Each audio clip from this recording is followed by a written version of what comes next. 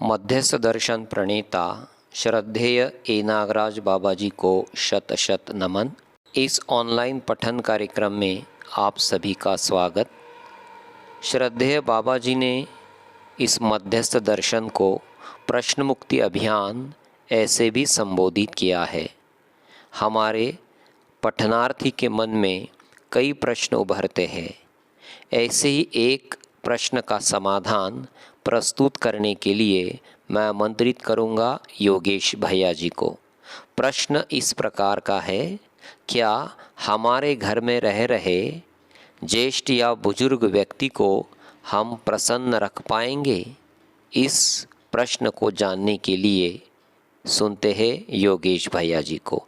इसके पूर्व में कल के सत्र का सार रखने के लिए मैं आमंत्रित करूंगा मीनल दीदी को। मीनल दीदी, आपका स्वागत है। कोटि कोटि प्रणाम कि जिन्होंने ये हमारे मन को विश्राम देने हमारे सामने ये दर्शन प्रस्तुत किया है, और बहुत सारी चीजें भी है उसके अनुसंधान होने की। धीरे धीरे हम इसके ऊपर प्रकाश डालते रहेंगे। कल की जो चर्चा हुई थी, योगेश भैया जी ने कहा था कि मूल्यों के ऊपर हम चर्चा कर रहे हैं अभी, कि मूल्यों का जो प्रभाव है, जो भैया कहते कि जो मेरे ध्यान में आया कि क्या होता है मूल्य को समझने से। मूल्य यदि समझ गए, हमें निर्वाह करना, पहचान करना बन गया, तो क्या होता है। तो उन्होंने कहा कि मेरे ध्यान में ये आया कि हमारे मन में जो गठाने पड़ी हुई है वो खुल जाती है। हमारे अंदर का आवेश, हमारे अंदर का क्रोध, जो विरोध है ना, द्रोह है, विद्रोह है, ये सब शोषण करना, ये सारी चीजें जो हमने अपने मन में बांध के रखी है किसी व्यक्ति प्रति व्यक्ति के संदर्भ में, तो वो गठाने खुलने की यहाँ पे एक बात बन जाती है। तो उन्होंने ध्यान दिलाया कि गठान बनने का सिलसिला कब से शुरू होता है। तो कहते कि हमारे बचपन से ही शुरू हो गया था, और बचपन से ही शुरू हो गया था, और हमें तो पता ही नहीं था कि हमारे अंदर किसी व्यक्ति के प्रति विरोध भी चल रहा था, और हमने उसको मन में घर बना लिया था। अब जाके दर्शन की वजह से हमें पता चल रहा है कि हाँ, ये प्रोसेस हमारे अंदर बचपन से ही चल रहा था, और इसीलिए हम दुखी रह रहे थे, और मन ही मन उस व्यक्ति के प्रति, किसी सिस्टम के प्रति हमारा विरोध हमारे अंदर था ही। तो ये जो मूल्यों का प्रभाव है, ये जो गठाने पड़ी हुई है, जिसको हमको अंदाज भी नहीं था, ये सारी गठाने अब इस मूल्य के निर्वाह से घुलने लग जाएगी। तो क्या समझने से हमें ये गठाने घुलेगी, इसके ऊपर कल भैया ने ध्यान आकर्षण दिलाया है कि संबंध को समझने से। तो संबंध क्या है कि धरती का संबंध है, हमारा जीवन का संबंध है, भावनात्मक संसार से हमारा संबंध है। तो देखा गया है कि व्यक्ति जो है वो सब्जी का, अनाज का, सोने का, लोहे का, सभी का भाव, मनुष्य का भाव आज तक किसी ने पूछा नहीं। क्या होता है मानव का भाव, कहते हैं। कैसे पता लगाएंगे कि मानव का भाव क्या होता है? हमने मानव के भाव सबके भाव का पता लगा लिया है, और जब तक हम उस भाव को पकड़ेंगे नहीं, तब तक हम लाभ हानि से मुक्त नहीं होंगे। हमारा भाव पकड़ में आना, कि हमारे मन में जब दूसरा सामने हमारे खड़ा होता है, तो कैसे हमारे भाव बदलते हैं, क्या होता है हमारे भावों को, ये हमें दूसरों के माध्यम से ही पता चलता है। दूसरे जब हमारे सामने आते हैं, तभी हमारे अंदर के भाव प्रकट हो जाते हैं। ऐसा कुछ ध्यानाकर्षण कल हमारे चर्चा में हुआ था। फिर उन्होंने कहा कि शिष्ट मूल्य, वस्तु मूल्य, और ये जो है मानव मूल्य, शिष्ट मूल्य, उपयोगिता मूल्य, जीवन मूल्य, स्थापित मूल्य, ये सभी मूल्यों को हमें समझना ही होगा, गहराई से समझना होगा कि जीवन मूल्य जो है सुख, शांति, संतोष, आनंद, और इन सब में ही जीना जो परमानंद है, इसको समझना पड़ेगा कि सुख क्या है, शांति क्या है। फिर धीरता, वीरता, उदारता, दया, कृपा, करुणा, ये मानव मूल्य हमें समझने ही पड़ेंगे कि ये कैसे होते हैं, कैसे प्रभावित होंगे, कैसे प्रवाहित होंगे। फिर स्थापित मूल्य, शिष्ट मूल्य कैसे क्रियान्वित होंगे।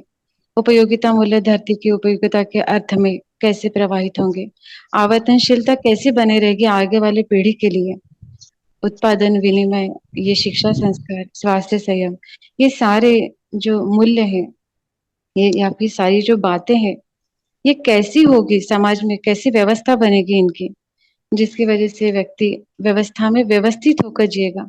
अभी जो व्यवस्था फैली हुई है, इसको समेटने का पूरा कार्यक्रम यहाँ पर है, ऐसा मुझे दिखता है। विकल्प एक आशा की किरण है, ऐसा कल भैया ने कहा था कि कैसे है आशा की किरण। तो कहते कि जो हम पठन कर रहे हैं 2 घंटा सुबह, 1 घंटा और शाम को 1 घंटा, क्या ये हम टाइम पास कर रहे हैं कि सही में हमारा कोई प्रयोजन है? प्रयोजन है तो फिर हमें क्या करना है, कैसे इसका उपयोग करना है, इसकी उपयोगिता के लिए कैसा कार्यक्रम बनाना है। तो इसके लिए भी भैया ने हमारे ध्यानाकर्षण करा है कि लोक जगत, जनाकांक्षा, लोकांक्षा, मानव आकांक्षा, ये सभी लोग आज इस चीज को समझने के लिए तैयार है, परंतु शिक्षा में समझाने वालों की थोड़ी कमी हो गई है। इसलिए चर्चा है कि समग्रता के अर्थ में ही हमें आगे बढ़ना है और तर्क का विकास हमें करके इस कंटेंट को हमें समझना है और फिर समझाना भी है और जीने में लाना है। फिर ये इस परंपरा का प्रयोजन क्या है? तो कहा है कि समाधान, समृद्धि, अभय, सहअस्तित्व, सहज प्रमाण। तो सहअस्तित्व विधि से हम पूरक विधि से जी पाते हैं। अभय विधि से हम वर्तमान में विश्वास कर सकते हैं। समृद्धि विधि से परिवार की आवश्यकता से अधिक उत्पादन हम कर सकते हैं और समाधान पूर्वक ही, न्याय पूर्वक हम जी पाते हैं। तो इस ऐसी शिक्षा का मानवीकरण होना बहुत ही आवश्यक है। इसके लिए समझदार होना आवश्यक है। आवश्यक समझदारी की सारी आवश्यक वस्तुएं, उन वस्तुओं का शिक्षा में समावेश होना बहुत जरूरी है। उसके लिए ऐसा पाठ्यक्रम बनाना चाहिए जो कि आप लोग बनाए हैं आप लोगों ने। ऐसी व्यवस्था आपने खड़ी की, उसका मैं आपका बहुत बहुत कौतुक करूंगी भैया। और आपने पाठ्यक्रम बनाए हैं और उसके बहुत अच्छे से प्रयोग भी आपके चल रहे हैं, उसके लिए आपको बहुत ढेर सारी बधाई। और ऐसी समझदारी के अनेक घाट यहाँ पर पूरे दर्शन में दिए हैं, जो मैं भी अब समझना ही चाहूंगी। तो ऐसी शिक्षा का मानवीकरण अगर होता है तो विद्यार्थियों का प्रभाव जो है वो वातावरण पर पड़ेगा ही, ऐसा विश्वास मुझे भी दिख रहा है। तो इसके लिए मैं भी पूरे दर्शन को समझना चाहूंगी। और क्योंकि इस दर्शन को समझने से मुझे ऐसा लग रहा है कि हमारे जो कार्य होंगे वो हमारी स्वेच्छा से होंगे। अब हमें कोई दबाव नहीं रहेगा, स्वयं स्फूर्त विधि से होंगे, स्वयं के नियंत्रण क्रिया से होंगे, ग्रंथि और तनाव रहित हमारे क्रियाकलाप होंगे, गुणात्मक विकास होगा, हमारे अंदर सहकारिता, सहयोगिता, सहभागिता के ही कार्यक्रम होंगे। अवधारणा में ही यथावत प्रस्तुत करने के क्रियाकलाप भी जो सब यहाँ पे बताए हैं, शिष्ट मूल्य के कार्य, और फिर हमारी निष्ठा बनेगी, ये सब चीज को हम गहराई से जान।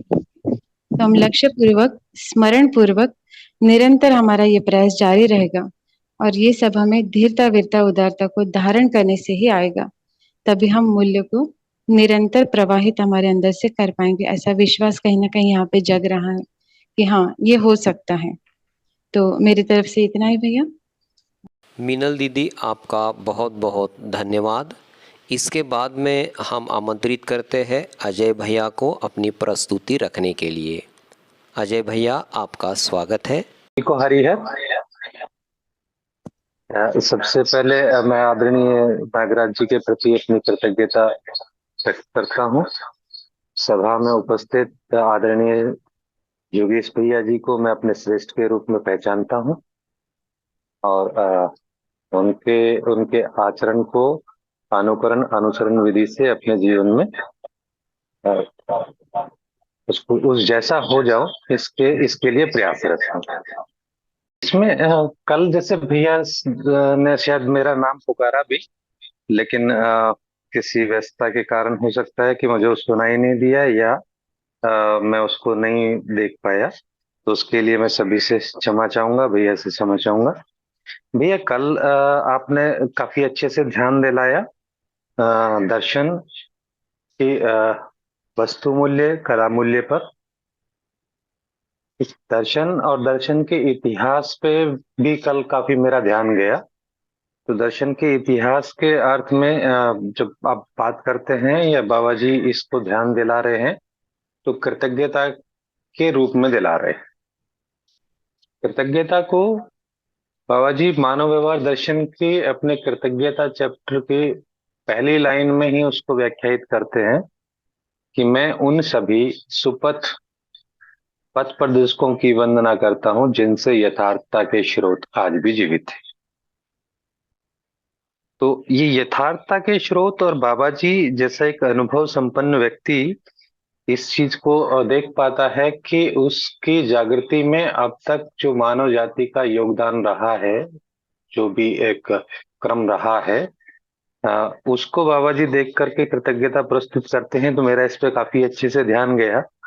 मैं देख पाया कि एक आदिकाल में एक मानव को, जो कि अभी एक अपने अवस्था से निकल ही रहा है, वो डर रहा है बहुत सारी चीजों को लेकर के, उससे गलती से एक आग जैसी वस्तु की उत्पत्ति हो गई। तो मैं देखता हूँ कि वो आग को देख करके कितना डरा होगा, कितना जला होगा, कितना उसने यात्रा की होगी, और वो आग वहां से मानव परंपरा के रूप में मेरे घर तक पहुंच गई, और मैं उसको नियंत्रित करके उस पे खाना बना पाता हूँ, उसका उपयोग कर पाता हूँ, उसको नियंत्रित कर पाता हूँ। तो एक परंपरा ने पूरा एक खाना बनाने की विधि के लिए एक आवश्यक वस्तु को मेरे पास तक पहुंचाया। तो इसके प्रति मैं देख पाता हूँ कि एक वस्तु जो वहां से चली आदिकाल से और मेरे मेरे परिवार तक पहुंची, कपड़े पहनना, ये मैं देख पाता हूँ कि वस्त्र मैं अपने घर में नहीं बनाता हूँ, परंपरा उसको बनाती है। तो परंपरा में बहुत सारे लोग लगे हैं इस चीज के लिए। जो लोग लगे हैं उनके प्रति मैं अपनी कृतज्ञता का भाव देख पाता हूँ। वो परंपरा बनी रहे, उसके लिए मैं अपना कृतज्ञता का भाव देख पाता हूँ। तो इसी को जब देखते हैं तो ये जो बात है, इसको बाबा जी सभ्यता संस्कृति में भी लेकर के जा रहे हैं।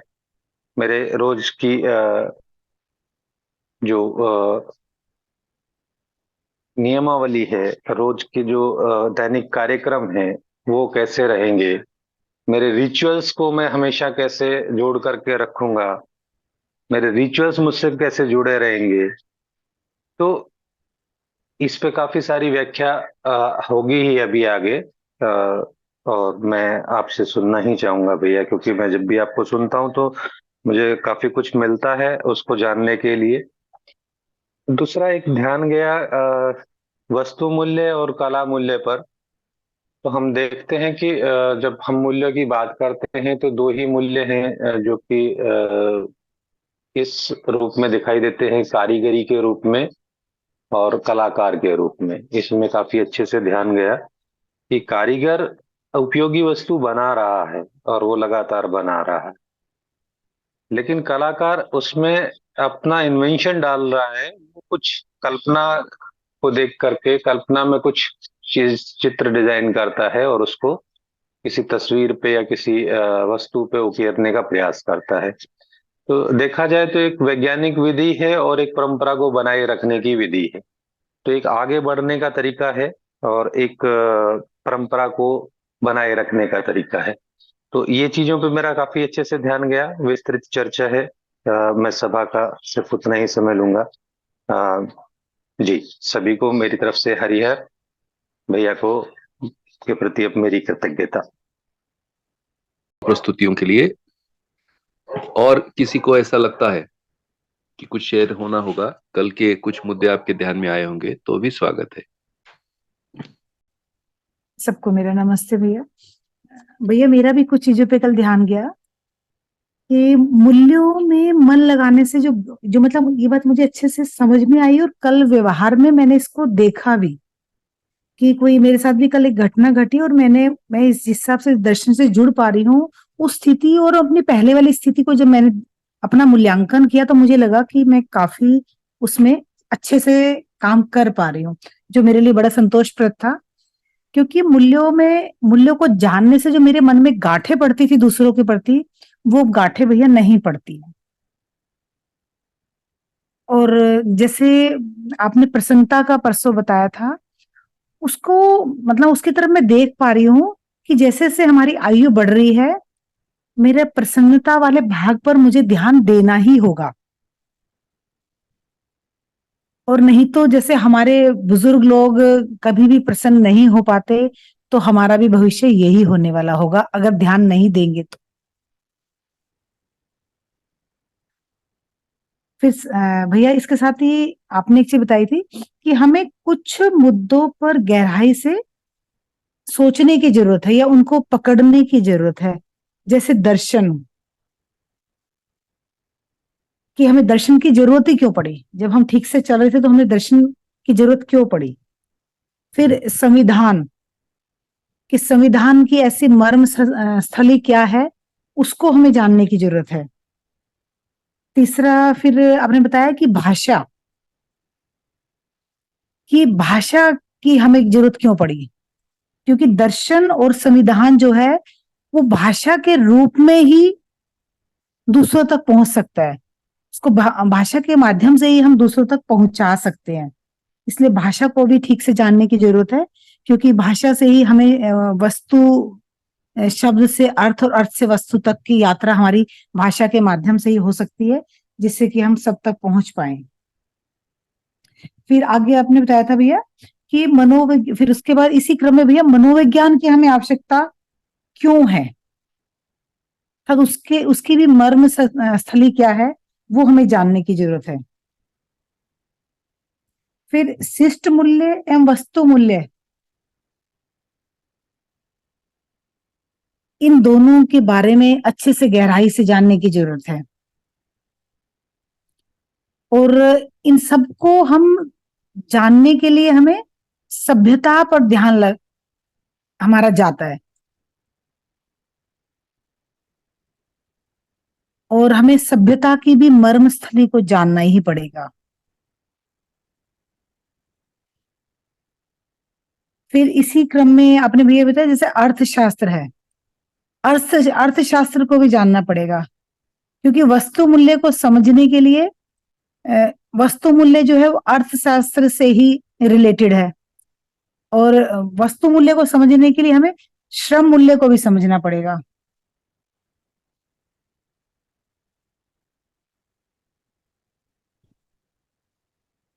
फिर एक जो स्पेशल चीज जैसे आपने कल बताई कि हम जो आजकल हम क्या कर रहे हैं, हम टाइम पास बहुत ज्यादा करते हैं, और हमारा टाइम पास कहाँ हो रहा है, संवेदनाओं के निर्वाह में ही हमारा मैक्सिमम टाइम पास जाता है, जो कि सही नहीं है। हमें इसको स्वीकार करना पड़ेगा कि जो हमारा टाइम पास संवेदनाओं के लिए जा रहा है, उससे हम संकीर्ण होते जा रहे हैं। फिर एक क्वेश्चन उठता है कि जो हमारी जो व्यवस्था है, जो अर्थव्यवस्था में अव्यवस्था में बदलती जा रही है, तो हमें अपनी उस जिम्मेदारी को स्वीकार करना पड़ेगा कि किन कारणों से जो अव्यवस्था है वो होती जा रही है, किस चीज का गैप आता जा रहा है, या हम किन नियमों को भूल गए हैं, जिसकी वजह से जो चारों तरफ जो व्यवस्था थी प्राकृतिक रूप से, वो ना होकर के अव्यवस्था फैलती जा रही है।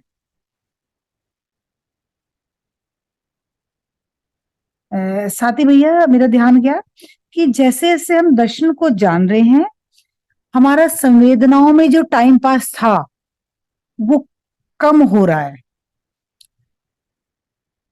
और जैसे जैसे हम संवेदनाओं से दर्शन की तरफ जाते हैं, हमारी पीड़ा भी कम होती है। फिर भैया आपने एक ध्यान आकर्षण कराया था कि शिष्ट मूल्य और वस्तु मूल्य का अंतर संबंध अगर हमें समझना है, तो हमें सभ्यता का पता लगाना ही होगा, उसकी सभ्यता के विषय में जानना ही होगा।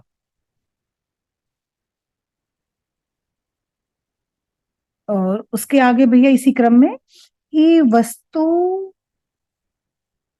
की कला, जैसे वस्तु मूल्य उसमें कला और उपयोगिता जो बढ़ती है, उसका जो प्राकृतिक ऐश्वर्य है, उसका एक्चुअल जो प्राकृतिक ऐश्वर्य है, उसकी हमें समीक्षा करनी पड़ेगी। जब तक समीक्षा नहीं करेंगे हम शिष्ट मूल्य और वस्तु मूल्य में डिफरेंस नहीं कर पाएंगे, और जब तक डिफरेंस नहीं कर पाएंगे हम शिष्ट मूल्य को वरीयता की श्रेणी में नहीं रख पाएंगे।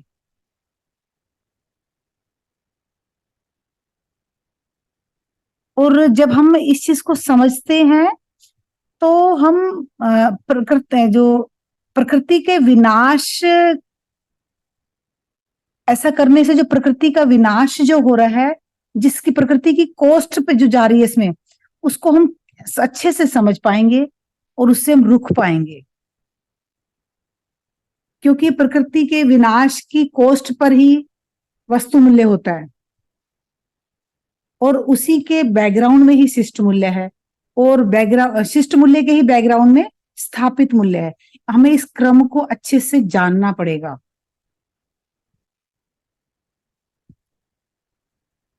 फिर इसी के साथ भैया आपने हिस्ट्री को जानने के लिए बताई थी कि हिस्ट्री में जैसे हम मॉडर्न है या कंटेम्पोरेरी जो बताया था आपने, उसको मैं थोड़ा सा ज्यादा अच्छे से नहीं समझ पाई। वो मैं आपसे दोबारा से थोड़ा सा निवेदन करूंगी, मुझे इसको थोड़ा सा एक बार और अच्छे से बताएं।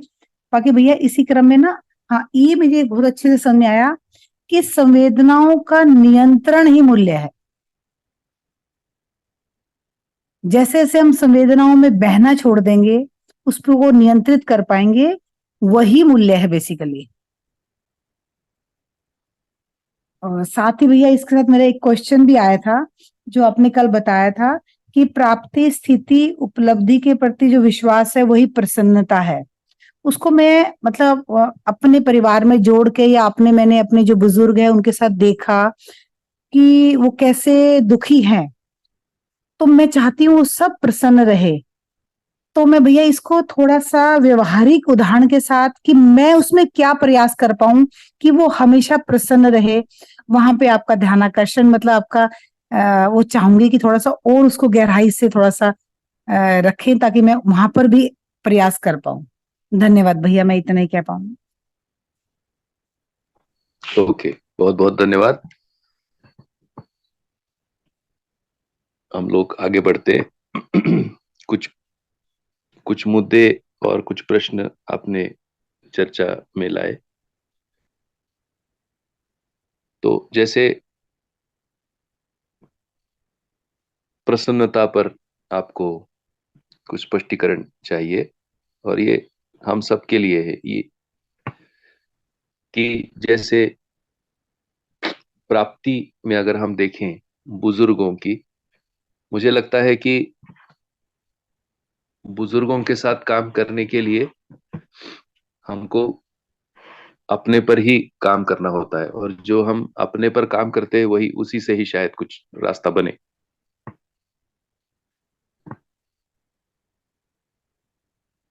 बुजुर्गियत एक ऐसी अवस्था है जहां पर बहुत कुछ सुनाई नहीं देता है,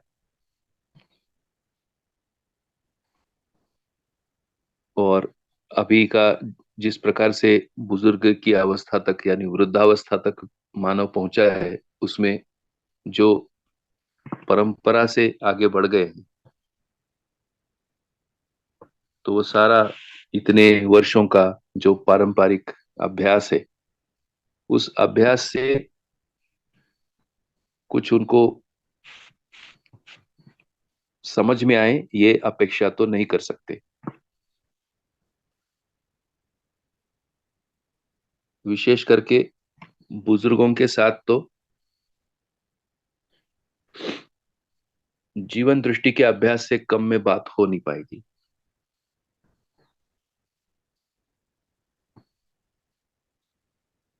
क्योंकि इतने वर्षों के संबंध का जो प्रभाव, उन संवेदनाओं के प्रभाव में हम लोग हैं, तो उन प्रभावों को नलीफाई करना ये पहला अपना काम है, और उसी के लिए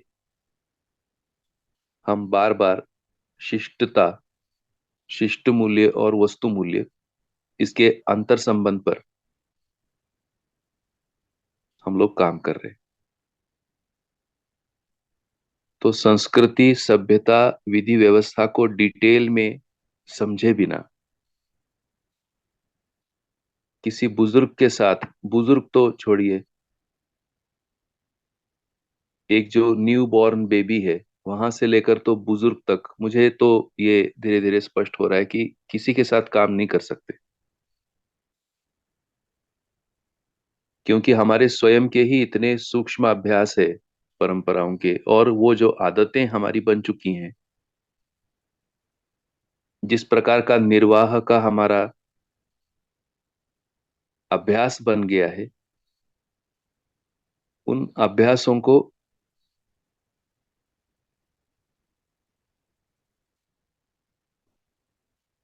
निकालना, और ये जो नए अभ्यास है इन अभ्यासों के साथ काम करना और इसमें मन लगना, प्रसंगवश ये सब जब टूटता है अपना पुराना अभ्यास, तो जो हमको उसकी पीड़ा भी होती है। एक एक मान्यता जब हमारी टूटती है तो हमें पीड़ा होती है। तो ये सब जो हमको कष्ट में लाने का काम है, एक प्रकार से बना बनाया सब कुछ तो है हमारे पास, क्या चीज की कमी है? पैसा है, घर है, जो जो आज की सेटल्ड हम सब लोग हैं। यहाँ कोई ऐसा व्यक्ति नहीं इस सभा में कि अभी क्लास पूरी हुई और 200 रुपए कमाने बाहर जाना है, और नहीं कमाएंगे तो शायद शाम की रोटी नहीं होगी। ऐसा कोई व्यक्ति नहीं है, सभी के पास पर्याप्त है और आ भी रहा है।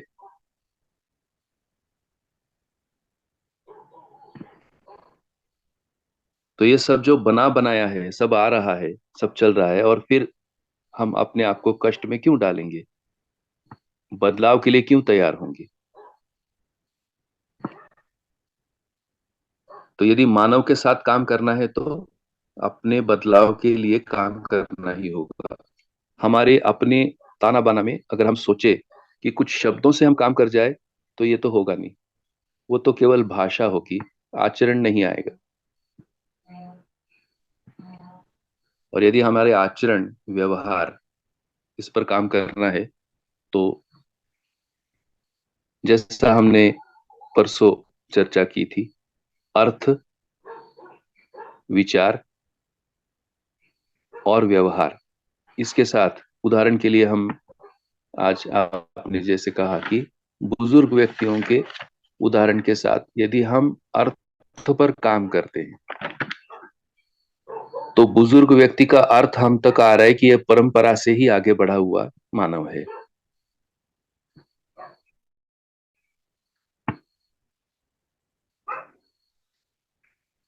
और अभी जैसे जैसे शरीर विरचना की ओर है और उस शरीर का प्रभाव बुजुर्ग के मन पर जबरदस्त है, तो ऐसे शरीर के प्रभाव और अपनी मानसिकता और अपने में जो प्रवृत्तियां आई हुई हैं उसके दृष्टा तो अभी हम है नहीं। अंदर क्या प्रोसेस होता है, कैसे प्रोसेस होता है, ये और उस प्रोसेसिंग का जो जगह पहले से प्री ऑक्युपाइड है परंपरा से, हम उसमें कुछ काम करने जाएंगे तो ये हमारा अनावश्यक या एक तरह से सीधा सीधा पर पीड़ा वाला काम होगा। उसमें एक रास्ता है, उसी रास्ते की हम लोग चर्चा कर रहे हैं, वो है संबंध का रास्ता। तो संबंध के रास्ते में आंशिक विश्वास, आंशिक सम्मान, और ये जितने हम लोग स्थापित मूल्यों की चर्चा आगे करेंगे, और जो शिष्ट मूल्य अभी अपने रेफरेंस में है और वस्तु मूल्य है, इनकी जो आंशिकताएं हैं, इन आंशिकताओं को पहचान कर हम कुछ काम कर सकते हैं।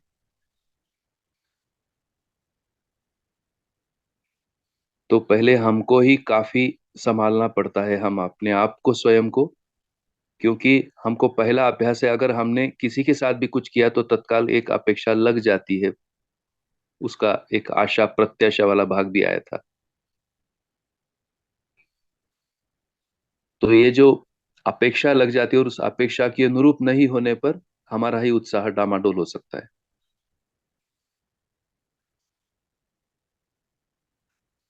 पर प्रत्येक के घर में बुजुर्ग तो है ही, हमें काम तो करना ही है।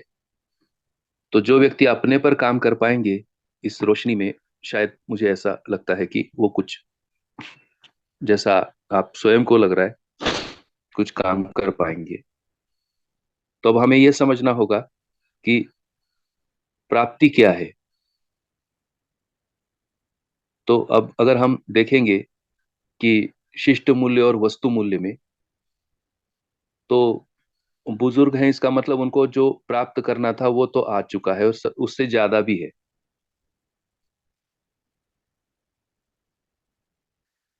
अभी की परंपरा में एक व्यक्ति क्या पाना चाहता है? एक घर चाहता है, 2 टाइम का खाना मिले वो चाहता है, क्वालिटी का खाना मिले ये चाहता है, और घर के सब पैसा कमाने में लगे ये चाहता है।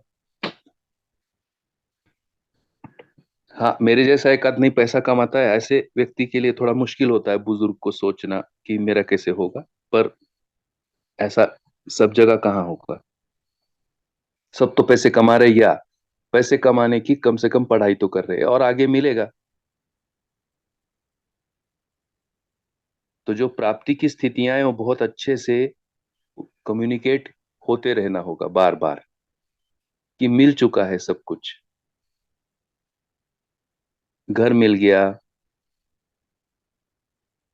अच्छे से लोग मिल गए, जो सोचे थे कुछ संघर्ष करने को मिलेगा वो भी मिल गया है। भाई, मान्यता है ना कि बिना संघर्ष के सुख नहीं मिलता। तो एक प्रकार से बुजुर्ग की शरीर यात्रा में जो प्राप्तियां हैं,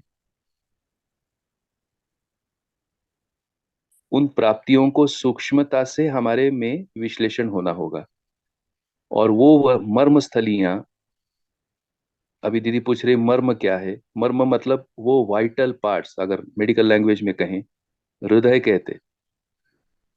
एक बुजुर्ग की जिंदगी में हृदय स्थल क्या है, ये अगर हमको पता लग जाए,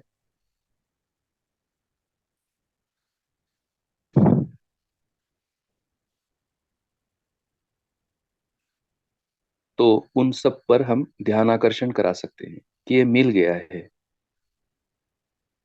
अब जो स्थिति है उस स्थिति पर ध्यान, क्योंकि ये स्थिति नहीं है, अभी ये क्रूशल है। बुजुर्ग की स्थिति उपकार की होनी होगी। तो जो आशीर्वाद है, फिलहाल अभी आशीर्वाद से काम चलाते, मिनिमम तो उतना होता ही है कि सबको आशीर्वाद देने वाला मुद्दा, ये स्थिति। अन्यथा ये जो अप्राप्ति का यदि घिर गया बुजुर्ग के मन को, तो स्थिति तो शिकायत वाली रहेगी। पल पल में जो प्राप्ति और अप्राप्ति का इतना इतना स्पीड है अभी, क्योंकि शरीर विरचित ना की ओर है, और जीवन में वो मंथन तीव्र गति से चल रहा है। शायद वो गतियां हम अभी की स्थिति में भांप नहीं पाएंगे, क्योंकि हम अभी भी अपने को शरीर मानकर हम अपने आप को दौड़ा रहे।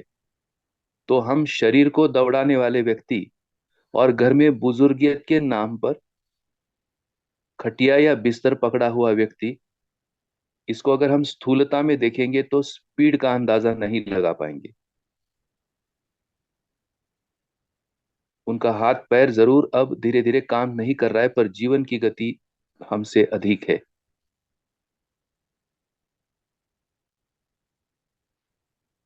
आशीर्वाद का मतलब है भैया सबका भला हो।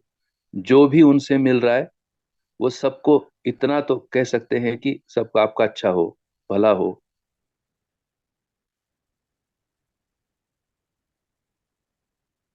यही आशीर्वाद है। वो जो कामना किए हैं वो उनको मिले। आशीर्वाद पर ध्यान दिलाया जा सकता है। वो आशीर्वाद दे सकते हैं, और नियति सह स्थिति भी वही है कि आशीर्वाद ही अब वहां पर है, मिनिमम की बात है। मैक्सिमम यदि देखेंगे तो दिव्य चेतना, मार्गदर्शन।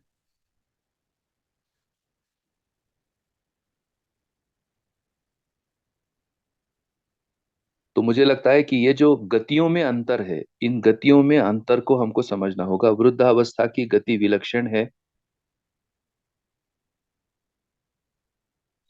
हमारी गति उतनी नहीं है, क्योंकि हम अभी भी शरीर को दौड़ा करके ही थक रहे हैं।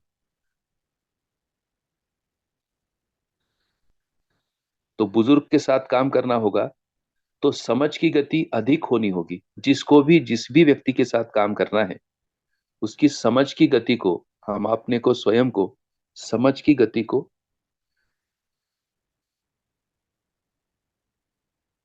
काम करना होगा।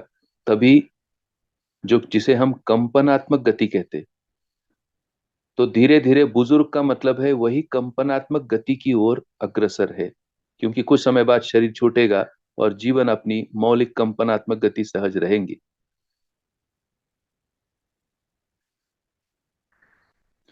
और अभी हम जो सोच रहे काम करने का, हमको अगर हमारी कंपनात्मक गति का एहसास ही नहीं है, हम अभी शरीर रूपी वर्तुलात्मक गति में ही सुविधाओं के चक्कर काटने में लगे हैं रोज, और उसको अगर हम गति कहते हैं, तो शायद हम बुजुर्ग, क्या हम किसी के लिए भी काम के नहीं हैं। तो अब हमें पता लग गया कि कंपनात्मक गति का मतलब है हमारी कल्पनाशीलता की गति, और कल्पनाशीलता से हम सच्चाई को समझने के लिए इस गति को नियोजित करते हैं। यही हमारी शक्ति का अंतर नियोजन है, जिससे हमको बुजुर्गियत के मर्म स्थल दिखाई देते हैं, और उन मर्म स्थलों में जो उनको प्राप्त हुआ है उस पर हम बार बार बाहर से ध्यान आकर्षण का काम कर सकते हैं।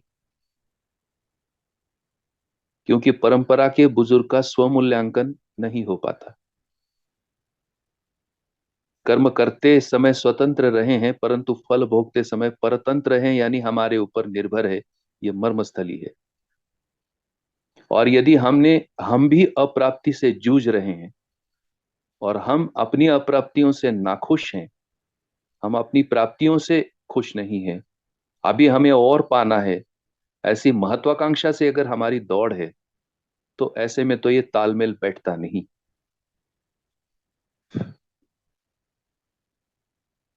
इस पर थोड़ा सा अपने को अच्छे से काम करना होगा।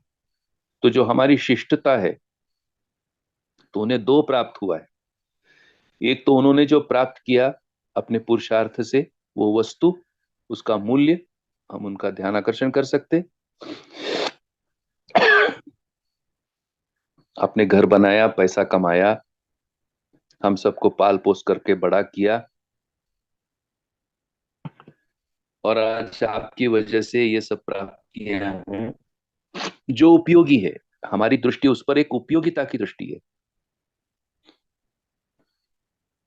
हम ये नहीं कह रहे कि आपने घर कैसा बनाया, थोड़ा अच्छा बनाते। हम ये नहीं कह रहे कि आपने प्लॉट कैसा लिया, थोड़ा और प्लॉट ले लेते, आज करोड़ों के हो जाते।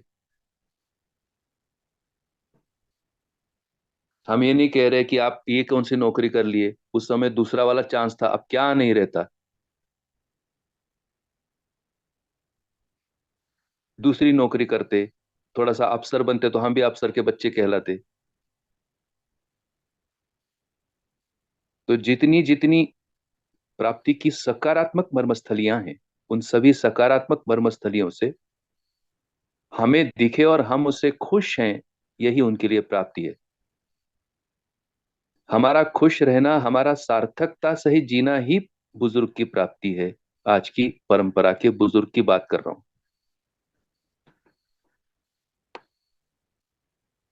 दूसरा है स्थिति। स्थिति है, हमको पता लग गया कि दिव्य चेतना की स्थिति यानी मार्गदर्शन की स्थिति है, परंतु वो मार्गदर्शन जो है वो भौतिकवादी दृष्टिकोण से है। आज के बुजुर्ग की बात है, कुछ आदर्शवादी दृष्टि से है। थोड़ा भगवान को करो, फलाना करो, कुछ कुछ कुछ कुछ आता रहता है।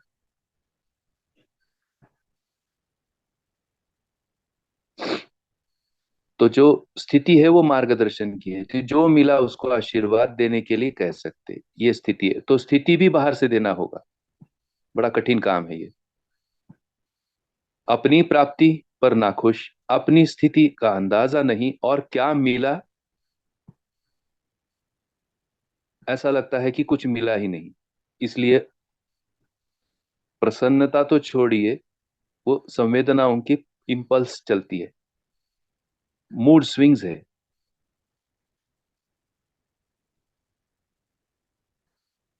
तो स्थिति भी बाहर से इंगित कराना होगा कि सबको आशीर्वाद दीजिए।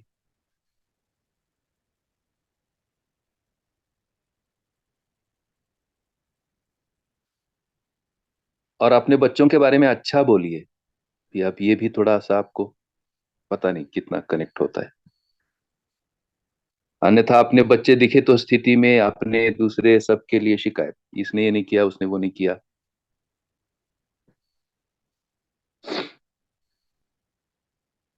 और जो उपलब्धि है वो पूरे परिवार की उपलब्धि है।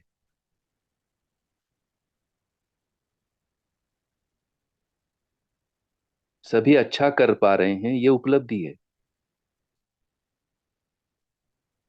सभी संबंधों का ध्यान रख रहे हैं, ये उपलब्धि। अब ये उपलब्धि भी एक तरह से जो व्यक्ति काम करना चाह रहे, सबको जोड़े रखना। जैसे एक बुजुर्ग को ये लगता है कि जैसे 2 बच्चे, 4 बच्चे, ये भाई भाइयों में अच्छा है, ये उपलब्धि है। भाई बहन अच्छे से रहते, ये उपलब्धि। एक बुजुर्ग की उपलब्धि ही क्या है? उसके बच्चे, पोते, पोता अच्छा पढ़ाई करता है, ये उपलब्धि है। उसको ABCD आता है, ये उपलब्धि है। अंग्रेजी बोलता है, ये उपलब्धि है। स्कूल जाता है, ये बड़ी भारी उपलब्धि है। ऐसा नहीं घर में बैठ गया पोता, नहीं पढ़ना है, विद्रोही हो गया, क्या इस पढ़ाई में रखा है, ऐसा कुछ नहीं। जा रहा है, स्कूल जा रहा है, पढ़ता है, नंबर भी लाता है, ये उपलब्धि है। तो जो हमारा प्रगति पुस्तक है वो उपलब्धि है।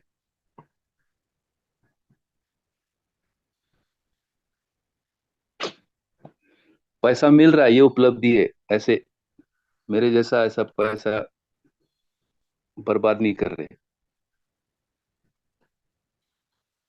जमा कर रहे बैंक में, ये उपलब्धि है। ब्याज भी मिलता है, ये उपलब्धि है। There is no loss.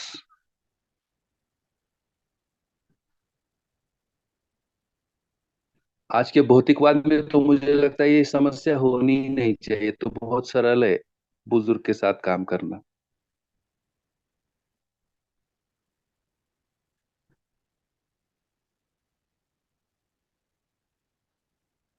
सहअस्तित्ववादी नजरिए से कहेंगे तो ये तो काफी मजबूत काम है, तृप्तिदायक है, मैं कह सकता हूँ। भौतिकवादी नजरिए से उपलब्धियां कुछ नहीं है, पर सहअस्तित्ववादी नजरिए से अगर उपलब्धियों को देखें, और किसी बुजुर्ग के जीवन को यदि कनेक्ट हो गया, तो वो फूले नहीं समाने वाली स्थिति है। परंतु ये कह नहीं सकते अभी, इसलिए पूरी की पूरी स्थूलता शिष्ट मूल्य और वस्तु मूल्य की आंशिकता में जोड़कर प्रतिदिन यदि हम बुजुर्गियत के साथ काम कर सकते, तो हो सकता है उनमें वो ग्रहण हो करके, और प्रसन्नता झलके, पर प्रसन्नता की हम अपेक्षा नहीं कर सकते। एक और मर्मस्थली है, यदि हम सहअस्तित्ववादी नजरिए से इन मुद्दों पर काम करने की सोचते हैं, तो जैसा जीवन गतियां, कंपनात्मक गति जो ओरिजिनल गति है, उस गति की अटेनमेंट की ओर है, उसमें क्या संस्कार हुआ नहीं हुआ अपन अभी कह नहीं सकते, क्योंकि उसके दृष्टा नहीं है। परंतु जीवन में सही स्वीकार होता है, तो ये जो सही स्वीकार्यता का जो माहौल है, वो माहौल अपन बना सकते हैं। और उसमें इतना ही हम लोग सोच सकते हैं कि ये जीवन रिसीव हो रहा है, जीवन को ये सब रिसीव होता है, एक्सेप्ट करे ना करे। तो संवेदना के दबाव में बुजुर्गियत द्वारा जो अभिव्यक्त हो रहा है उसको इग्नोर करते हुए और जीवन में जो सही का जो भाग है वो भाग पहुंच पा रहा है सह अस्तित्व नजरिए से, वो यदि हम कनेक्ट करा पाए तो मुझे लगता है कि ये प्रसन्नता का काम बाहर से होगा।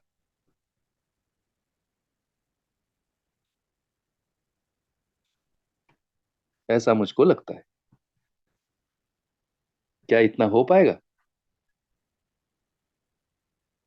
जी भैया, थैंक यू सो मच भैया, बहुत अच्छे से आपने इसको बताया और मैं इसको समझ भी पाई हूँ भैया। थैंक यू सो मच भैया। बड़ बढ़िया, बहुत अच्छा। तो इस तरह से अब हमको सोचना होगा कि हमने हमने प्राप्ति को क्या सोचा, हम अपनी स्थिति को क्या सोचते, हम अपनी उपलब्धियों को क्या सोचते। जिस व्यक्ति ने इस पर काम किया वो मुझे लगता है कि मानव शरीर यात्रा की प्रत्येक अवस्था के साथ काम करने के लिए उनको, जिसको इंग्लिश में कहते हैं मटेरियल, मिलता है।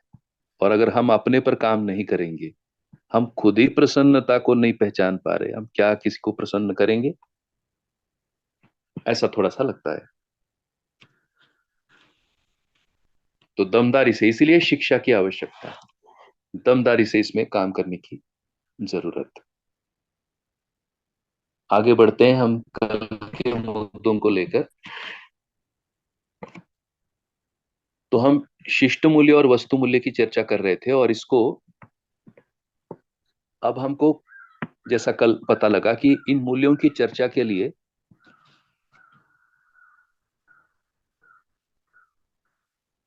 मानव जाति एज ए होल, इसकी अंडरस्टैंडिंग आनी होगी। और इसलिए मानव जाति का इतिहास, मानव जाति की जो सभ्यताएं, उसमें आए हुए बदलाव, और उस बदलाव का जो परावर्तन है, उस परावर्तन से जो लाइफस्टाइल, जीवन शैलियां आ रही है, और उन जीवन शैलियों में जो वस्तु मूल्य कहा जा रहा है उसकी प्लेसमेंट, यानी उसकी स्थिति। और इसमें चार आयाम दिखते हैं।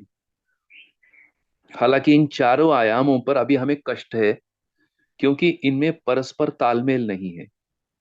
इसलिए हम अभी ये तय नहीं कर पा रहे हैं कि कौन बदल रहा है, धरती बदल रही है या आदमी बदल रहा है।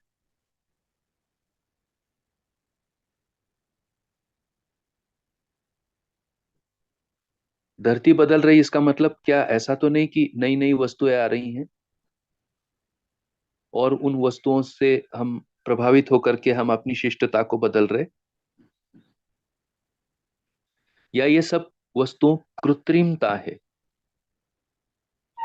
धरती अपने में स्थिर है, और ये जो वस्तुएं हमने तैयार की ये कृत्रिमता है।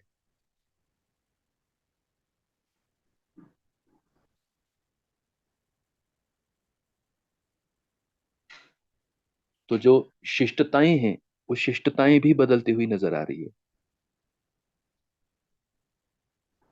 और एक प्रकार की गति उसमें दिख रही है।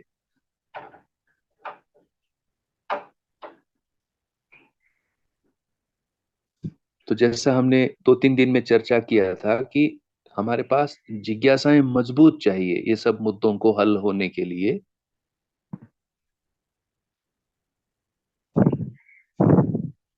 और प्रश्न हमारे मर्मस्थली से चाहिए, संवेदनाओं के प्रश्नों के उत्तर इसमें नहीं है। जैसे सुखी दुखी होने का जो कार्यक्रम है उसका कोई उत्तर इन इन मूल्यों की चर्चा में नहीं है।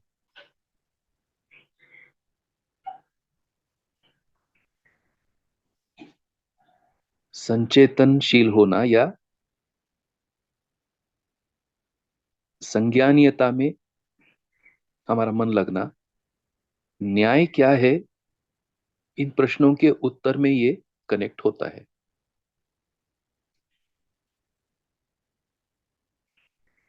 तो उसमें न्याय क्या होता है, तो उसमें ये आता है कि स्थिरता कहां पर है, ये प्रश्न है। कि ये बदलता ही रहेगा, शिष्टता बदलेगी, वस्तु मूल्य बदलेंगे, फिर वस्तु मूल्य बदलेगा, फिर शिष्टता बदलेगी। तो ये जो तेजी से आता हुआ बदलाव, और इस बदलाव में स्थिरता, आराम, सुकून कहाँ है? क्योंकि ये जो स्पीड है, इस स्पीड को हम शायद मैच नहीं कर पा रहे, और इसलिए हमारी जो मूल्य प्रणाली है हमारे मानसिकता में, उसमें भारी उथल पुथल है।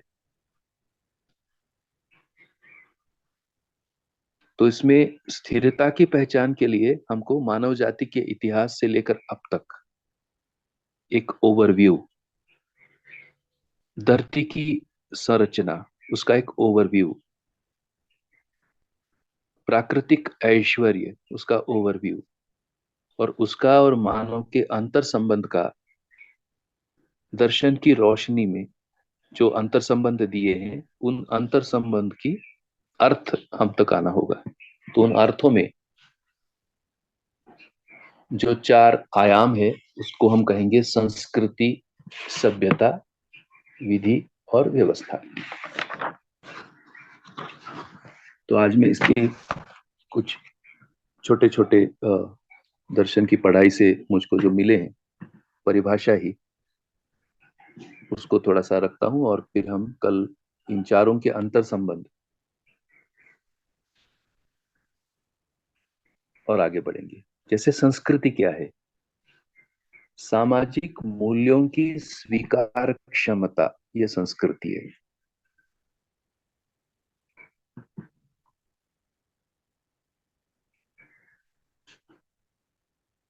सभ्यता क्या है? सामाजिक मूल्यों की वहन क्षमता, यह सभ्यता है,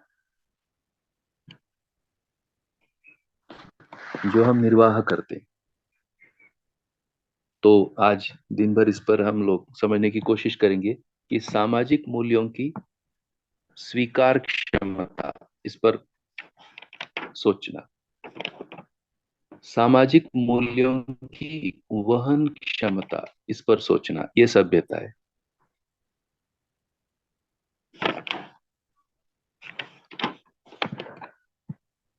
विधि क्या है? तो विधि है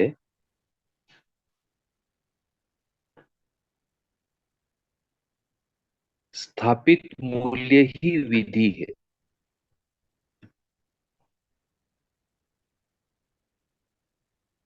अभी हम लोग जो चर्चा कर रहे हैं, मुझे लगता है सहज ही अपना ध्यान जाएगा स्थापित मूल्यों पर। एक छोटा सा उदाहरण,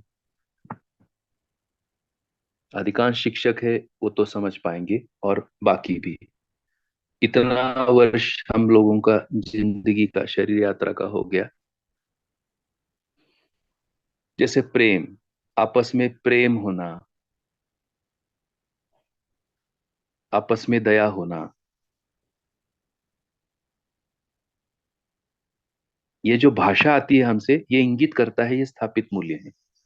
ये हमारे पहले भी रहे, अभी भी है, आगे रहेंगे। किसी प्रकार का लड़ाई झगड़ा हमें स्वीकार नहीं। कृतज्ञता, अभी जैसे बुजुर्गियत की बात की,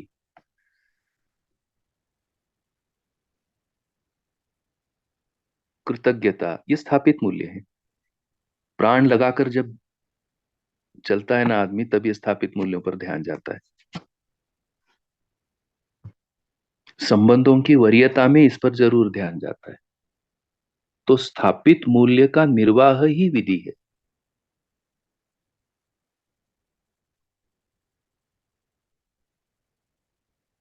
और इसके जो कर्तव्य और दायित्व हैं, उसका नाम है व्यवस्था।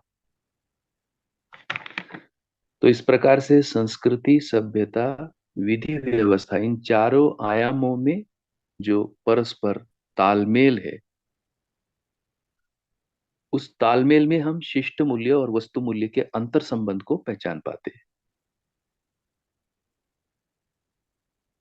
तो कल हम वस्तु मूल्य और शिष्ट मूल्यों की चर्चा को और थोड़ा सा आगे बढ़ाएंगे।